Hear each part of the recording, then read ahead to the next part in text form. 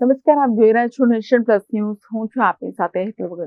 છોટાઉદેપુરના નસવાડીમાં ગુજરાત જોડો અભિયાન અંતર્ગત ધારાસભ્ય ચૈત્ર વસાવાની સભામાં હજારોની જનમેદની ઉમટી પડી છે. છોટાઉદેપુર જિલ્લાના નસવાડીમાં ગુજરાત જોડો અભિયાન અંતર્ગત ધારાસભ્ય ચૈત્ર વસાવાની સભામાં હજારોની જનમેદની ઉમટી પડી છે. જેમાં ચૈત્ર વસાવાએ જણાવ્યું છે કે સગર્ભાને આજે પણ ઝોલીમાં દવાખાને લાવવી પડે છે. રસ્તાનો અભાવ છે, દવાખાનામાં ડોક્ટરો નથી, આંગણવાડી ઝૂંપડાઓમાં ચાલે છે.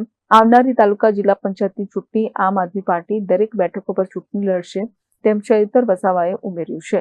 તો ભાજપના ગઢ ગણાતા એવા નસવાડી ટાઉનમાં યોજાયેલા આમ આદમી પાર્ટીની ગુજરાત જોડો સભામાં હજારોની જનમેદની ઉમટી પડી છે. આજે વિકાસના નામે આઝાદીના 78 વર્ષે અમૃત મહોત્સવ કાઢવામાં આવે છે. આજ નસવાડીના ઉપરના ભાગમાં તુરખેડા ગામ આવ્યું છે. આજે ત્યાં જવા માટેનો રસ્તો નથી. બેન જ્યારે પ્રસૂતિથી પીડાયા, એને ડિલિવરી માટે લઈ જવાનું હતું તો ઝોલીમાં લઈ જવું પડ્યું. શું આ તમારો આ જ ગુજરાત મોડલ છે? આ જ વિકાસ છે? આજે અહીંયા કાંદા ગામ છે, ત્યાં બાળકોને બેસવા માટે આંગણવાડીનું મકાન નથી, ઝાડ નીચે ભણે છે. શું આ વિકાસ છે? ત્યારે જે પ્રકારે રોડ રસ્તાની વાત હોય, આંગણવાડી વાત હોય, સ્કૂલની વાત હોય, શિક્ષણની વાત હોય કે આરોગ્યની વાત હોય, અહીંયા દવાખાનામાં આરોગ્યમાં સાધનો નથી, ડોક્ટરો નથી.